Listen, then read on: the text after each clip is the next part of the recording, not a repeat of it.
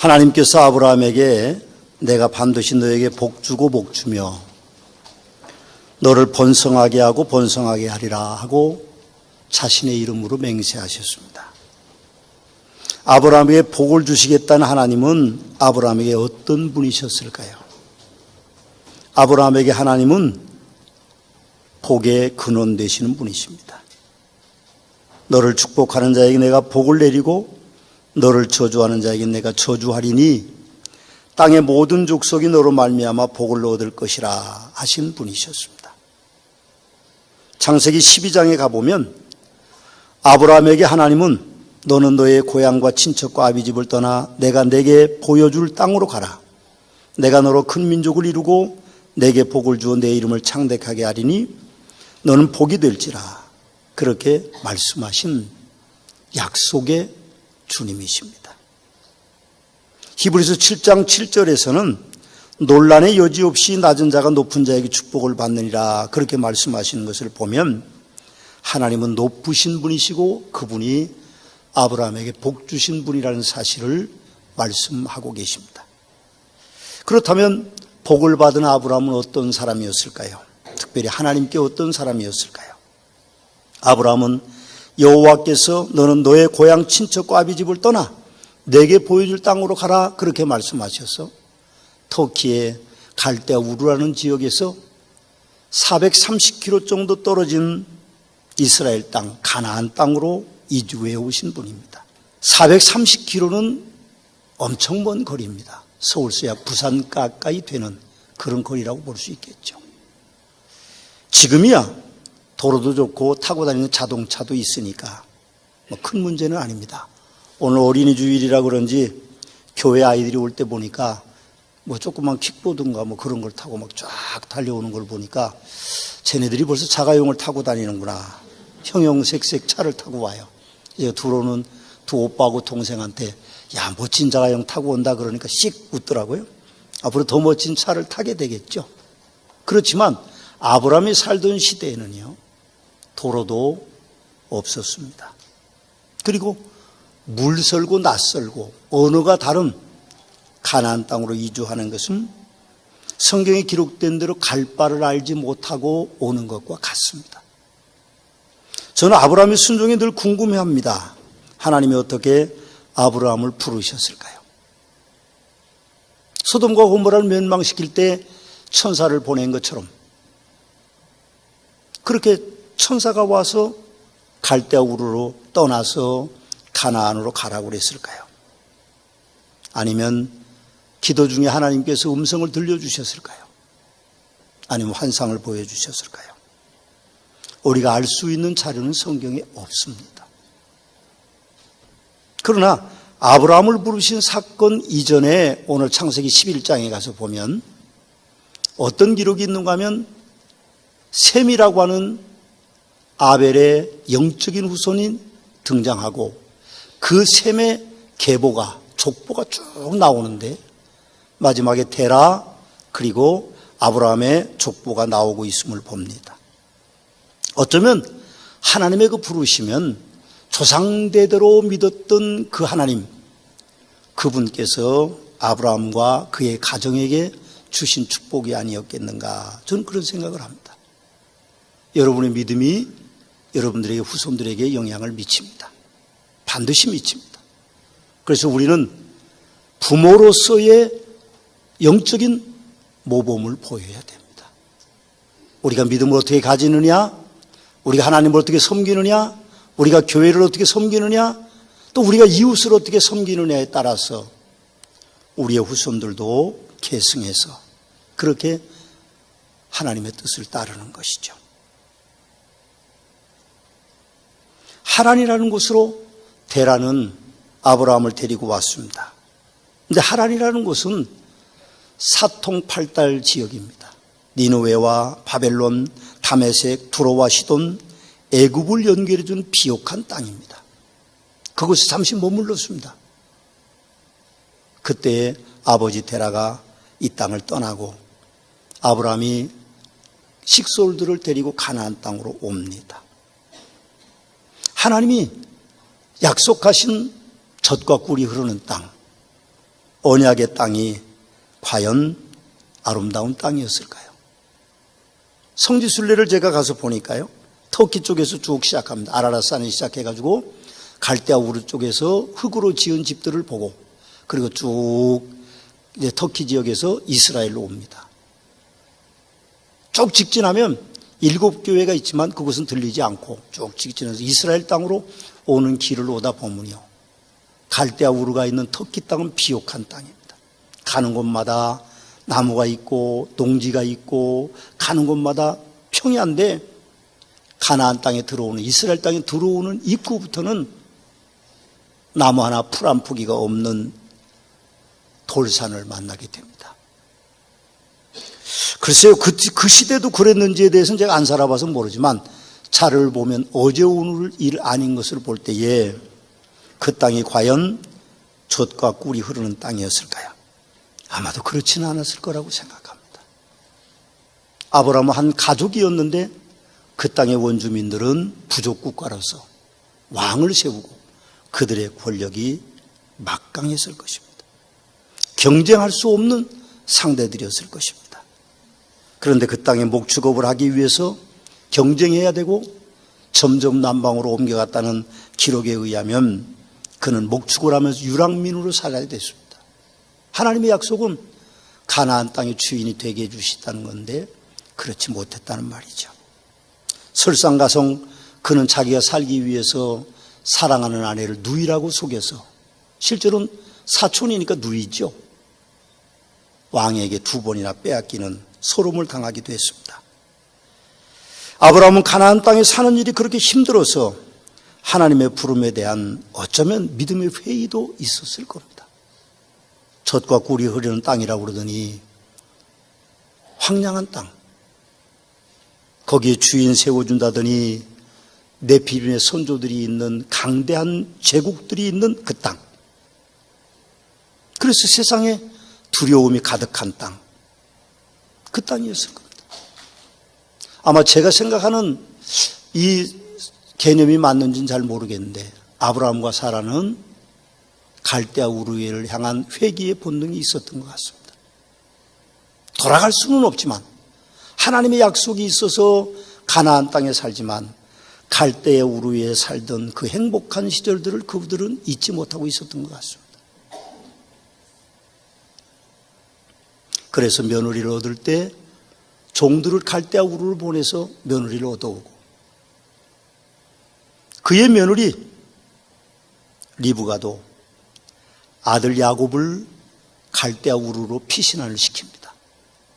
저는 그런 생각을 했습니다. 아마도 막연한 동경, 회개의 본능들이 그분들 속에 있었지 않았겠는가. 믿음이 있어서 이 땅에 살아도 그분들은 그렇게 갈등을 안고 살았던 것이 아닌가, 그렇게 힘들게 살았던 것이 아닌가, 그런 생각을 합니다. 그러나 그런 중에도 아브라함은 믿음을 잃지 않았습니다. 그 믿음이 아브라함을 복받게 한 것이죠. 옳습니다. 히브리서 11장 6절에도 믿음이 없이는 하나님을 기쁘시게 못하나니 하나님께 나아가는 자는 반드시 그가 계신 것과 또한 그가 자기를 찾는 자들에게 상 주시는 이심을 믿어야 할지라고 말씀합니다. 여러분과 사는 이 땅도 마찬가지입니다. 세상이 그렇게 호락호락하지 않습니다. 성도라고 해서 우리가 세상과 무관할 수는 없지 않습니까? 비 오면 비 맞고, 바람 불면 바람 맞아야 되고, 눈 오면 눈밭을 걸어갈 수밖에 없는 것이 우리입니다. 아무리 성도라고 해도 눈밭에 날아갈 수는 없는 것이고, 바람을 피할 수 없는 것이고, 비 사이로 막 갈 수는 없는 거 아닙니까? 그렇게 살다 보면 우리도 회의를 느낄 때가 참 많아요. 많습니다. 세상 사람들이 사는 방법대로 살고 싶을 때도 많고, 그렇게 살 때도 있고, 세파에 시달려 용기가 꺾여 풀 죽어서 살 때도 있습니다.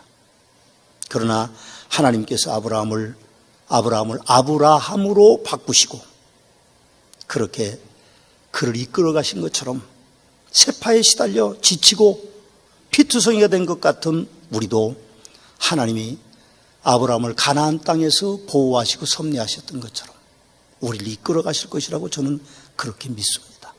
그래서 저는 하나님을 생각하면 아멘이 연발됩니다. 여러분들도 아멘이셔야 합니다. 오늘 오후 예배는 목사 안수와 은퇴 예배가 있습니다. 목사 안수는 백이영 전사님이 목사 안수를 받으시고 장로 은퇴하면서 원로 장로가 되시는 김종회 장로님, 정규일 장로님, 그리고 광명식 권사님이 은퇴하십니다. 김종회 장로님은 1996년 우리 교회의 1호 안수집사로, 후에는 장로로 우리가 이름을 바꾸었는데 그렇게 되신 분이시죠. 정규일 장로님 2004년에, 그리고 곽 권사님은 2000년에 권사가 되셨습니다. 저는 그분들이 은퇴하시는 것을 생각해 보면서 그런 생각을 했습니다. 필립 얀 씨가 그의 책 교회 나의 사랑 나의 고민이라는 책을 쓴 것처럼 20년이 넘고 15년이 넘고 20년 가까운 동안 교회에 항존 직분자로 헌신했는데 왜 그분들에게 고민이 없었겠습니까? 제가 밤잠 못 자고 고민했던 것과 똑같이 그분들도 장로로서 권사로서 밤잠을 못 주무시고 고민하시는 날들이 많았을 거라고 생각합니다. 그러나 이제 그분들은 은퇴하십니다. 평안한 삶이 주어지는 건 아니죠. 은퇴한 이후에도 여전히 성도이어야 되니까 관심을 안 가질 수는 없고 헌신하지 않을 수는 없으실 것입니다. 그러나 우리는 그분들의 노고를 소중하게 받아들여야 될 것입니다. 그분들을 우리가 존경해야 될 것입니다. 20년이 넘도록 서문학교의 장로로 헌신하신 분들이 너무 감사합니다. 저는 28살 초임 목사가 돼서 구두 청빙을 받고 서문학교의 담임 목사로 부임해 왔습니다. 아마 제가 생각컨대 전임 담임 목사님이 재직회 때 배재임 목사라는 사람이 온다 그러고는 훌쩍 떠나신 것 같아요. 집사가 몇 명 안 되시니까 뭐 재직회를 했는지도 잘 모르겠어요. 그냥 제가 와서 보니까 집사님들이 몇 분 안 계신데 뭐 한 5분, 4분 정도 계신데 재직회 합시다 그러면 다 도망갔으니까 아마 내가 보기에는 전임 목사님이 재직회를 열어도 도망가지 않았을까. 너무 교회가 어려우니까 재직회만 열면 재정 얘기하고 재직회만 하면 뭐 하자고 그러니까 다 도망갔을 것 같아요. 그래서 뭐 배재임 목사라는 사람이 온다 그러고는 그냥 훌쩍 제 전임 목사는 떠나신 것 같습니다. 그리고 36년 서문화교회 담임 목사로 있습니다. 요한교실의 서문화교회처럼 서문화교회는 환난과 궁핍이 있는 가난하고 조그만 교회였습니다. 우리는 교회 성장을 위해서 4번이나 이사를 했고 2번 건축했습니다. 그 가운데 감사한 성도님들이 너무 많았죠. 결혼 폐물로 차량 구입할 때 헌금을 해주신 분이 계시고 유산으로 판 금액의 거액이 11조를 한 가정도 계셨습니다. 성전 건축 때 교회 중진들은 부도날 걸 걱정해서 공중분해된다고 걱정을 하는데도 차용증도 없이 거액을 빌려주시는 성도님 가정에 계셨습니다. 저는 서문화교회의 갈 바를 알지 못하고 살아온 날들인 것 같습니다. 오직 하나님께서 주신 5차 5개년 계획을 믿고 저는 달려왔습니다. 사실 건축할 때도 2번이나 우리는 가진 돈이 없었습니다. 10분의 1이 안 되는 돈을 가지고 건축을 2번이나 감행했습니다. 친구 목사들은 내 이야기를 듣고 나보고 미쳤다고 그랬습니다. 하지만 하나님께서는 저에게 복 주고 복 주시는 분이셨기 때문에 오늘날 서문화교회가 존재할 수 있다고 생각합니다. 행복한 날들이 우리는 계속됐죠. 순간순간은 너무 어려웠습니다. 순간순간은 진짜 피눈물 나게 어려웠지만 지나놓고 보면 행복이었습니다. 여러분, 하나님께서 아브라함에게 무엇을 주셨기 때문에 내가 반드시 너에게 복 주고 복 준다고 하셨을까 생각해 봤습니다. 어떤 복을 받았을까? 한국 사람들은 오복이라고 그러죠. 수와 부와 강령과 유호덕과 고명종이라고 그럽니다. 그리고 그 이후에 2가지 복이 더 있는데 귀한 자리에 오르는 것과 자손이 많아지는 것, 그것이 한국 사람들의 복입니다. 하나님께서 아브라함에게 주신 복은 뭘까요? 첫째는 하나님의 선택이었습니다. 갈대아 우르에 살던 햇사람 많았을 것입니다. 그 중에 히브리인이라는 이름을 들은 사람은 아브라함의 가족뿐이었습니다. 우리를 세상 사람이라는데 성도로 부르신 것과 같은 거죠. 세상에 사람들이 많은데 하나님은 우리를 성도로 불러주셨습니다. 하나님께서는 부수적으로 아브라함에 복을 주셨는데 착한 아내를 주었어요. 남편이 누이라고 말하고 뺏기는데도 토를 한다는 여인, 착하죠. 이삭이라는 진짜 멋진 자녀를 주었습니다. 그리고 이주민으로서 가지기 어려운 물질의 풍요로움을 주셨습니다. 두 번째로 하나님께서는 아브라함에게 가나안 땅의 주인이 되게 하셨습니다. 가나안은 원주민들이 있었어요. 기골이 장대하여 두려워했던 네피림의 선조들이 있는데도 아브라함과 후손들은 가나안 땅의 주인이 됐습니다. 아브라함 후손은 애굽으로에서 430년 만에 돌아와서도 가나안 땅의 주인이 됐어요. 저는 그걸 그려봅니다. 430년 동안 자리 비운 사람들이 다시 돌아와서 60만 대군이 돌아와서 가나안 땅을 다시 차지할 수 있을까? 하나님의 은혜가 아니면 불가능하죠. 70년 동안 바벨론 포로 잡혀가서 이미 그 땅에는 이방 사람들도 와서 살고 완전히 혼혈이 자리를 차지하고 있는데 예루살렘에 성전을 짓고 다시 가나안 땅의 주인이 될 수 있을까? 쉽지 않은 일입니다. 로마에 패망한 이스라엘 백성들이 세계에 흩어졌는데 2000년이 넘어서 그 디아스포라라고 하는 사람들이 다시 고국에 몰려들어서 이스라엘을 세웠습니다. 가능한 일일까? 어쩌면 세계 역사에 유일하게 2000년이나 나라를 이룬 백성들이 나라를 세운 나라는 이스라엘밖에 없을 겁니다. 하나님이 아니시면 불가능한 일이죠. 또 하나님께서는 가나안 땅에서 보호하시고 보존해 주셨습니다. 가나안 땅은 강대국들의 군사적 요충지로 세상에서 가장 미스테리한 블랙홀인 포미다 삼각지대와 같습니다. 하나님께서 나라를 이룬 지 2000년 만에 그 삼각지대, 지금도 중동에서 세계대전이 일어날 거라고 사람들을 그렇게 이야기할 정도로 강대국들 틈에 그리고 원수들 틈에 그들은 끼어 있습니다. 놀랍게도 1967년 6월 5일 6.1 전쟁에 승리함으로 그들은 이스라엘을 세웠습니다. 제가 자료를 찾아보니까 미국과 소련의 틈바구니 속에서 이집트를 공격해서 이집트를 초토화시키고 독립국가를 세운, 그래서 1948년 5월 14일에 독립을 선포한 흔치 않는 그런 나라입니다. 그것이 하나님의 은혜라고 저는 생각합니다. 하나님께서 아브라함에게 내가 반드시 너에게 복 주고 복 주며 번성하고 번성하리라 하셨는데, 그럼 아브라함이 어떤 축복을 받았을까요? 어떻게 복을 받았을까요? 저는 여러분들이 그 말씀을 드리고 싶습니다. 어떻게 복을 받았을까? 어떻게 해서 하나님의 축복을 아브라함이 받았을까? 여러분들은 어떻게 하시면 하나님의 축복을 받을 수 있을까요?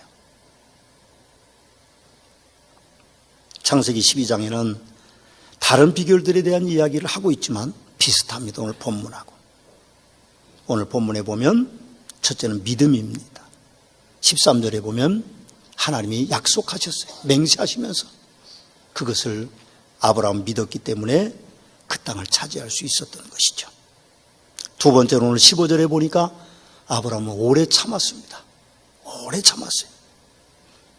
15절을 보십시오. 그가 이같이 오래 참아 약속을 받았느니라, 그렇게 말씀합니다. 여러분, 우리도 절망이나 낙심하지 말고 오래 참아야 됩니다. 오래 참으면 하나님의 약속한 때가 이루는데 그 때에 우리가 복을 받을 수 있다는 것입니다. 17절, 18절을 함께 읽어보실까요? 17절입니다. 하나님은 약속을 기업으로 받은 자들에게 그 뜻이 변하지 아니함을 충분히 나타내시려고 그 일을 맹세로 보증하셨나니, 이는 하나님이 거짓말하실 수 없는 이 두 가지 변하지 못할 사실로 말미암아 앞에 있는 소망을 얻으려고 피난처를 찾는 우리에게 큰 안위를 받게 하려 하심이라 그랬습니다. 하나님은 맹세하셨습니다. 그리고 변할 수 없는, 거짓말을 하실 수 없는 분이시기 때문에 오래 참아야 됩니다. 어떤 분이 저를 찾아와서 그러셨습니다. 목사님, 왜 이렇게 우리가 힘들게 사는지 모르겠습니다. 우리는 그래도 예배 다 드리고 11조 생활하고 철저하게 하는데 우리가 왜 이렇게 힘들게 살아야 되는지 모르겠습니다. 저에게 그렇게 이야기했습니다. 제가 할 말이 별로 없었습니다. 위로한답시고 하는 말이 그래도 자식들은 잘 크지 않냐 그렇게만 이야기했습니다. 그러면 제가 마지막으로 한 말은 오래 참아라. 오래 참으면 하나님이 복 주실 거다. 그렇게 제가 이야기했습니다. 우리는 오래 참아야 됩니다. 하나님의 약속은 변함이 없어요. 세상이 아무리 우리를 힘들게 하고 우리가 아무리 어렵게 살아도 하나님의 약속은 변함이 없기 때문에 우리가 오래 참으면 하나님의 축복이 아브라함에게 있었던 것처럼 우리에게도 있습니다. 세 번째로는요, 우리가 소망을 잃지 말아야 됩니다. 오래 참아 소망을 잃지 않아야 되죠. 19절에 보면 우리가 이 소망을 가지고 있는 것은 영혼의 닷과 든든하고 견고하여 휘장 안에 들어가나니 그렇게 말씀합니다. 아브라함은 소망을 잃지 않았어요. 75세에 부름받았습니다. 갈대우르에서 나와서 하란에서 한 10년 동안 살다가 가나안 땅으로 들어와서 175세에 하나님의 부름을 입고 이 땅을 떠났습니다. 그는 소망을 잃지 않았습니다. 자식을 못 낳았어요. 후처에게는 있는데 본처에게 자식을 못 낳았는데 25년 동안 포기하지 않았어요. 나이가 100세가 됐습니다. 사라는 90세가 됐는데 경수가 끊어지고 자기도 성적인 능력이 없는데도 불구하고 천사의 말을 듣고 그 소망을 다시 불러일으켜서 이삭을 낳았습니다. 놀랍게도 히브리서전 20절에서 소망의 끝을 예수님으로 설명해요. 저는 성경을 읽으면서 너무 감동을 느꼈습니다. 아니, 이 시점에서 어떻게 예수님에 대한 이야기를 하냐. 히브리서 저자가 참 놀랍습니다. 오늘 마지막 20절에서 예수님이 우리의 모든 소망인 것에 대한 이야기를 하고 계십니다.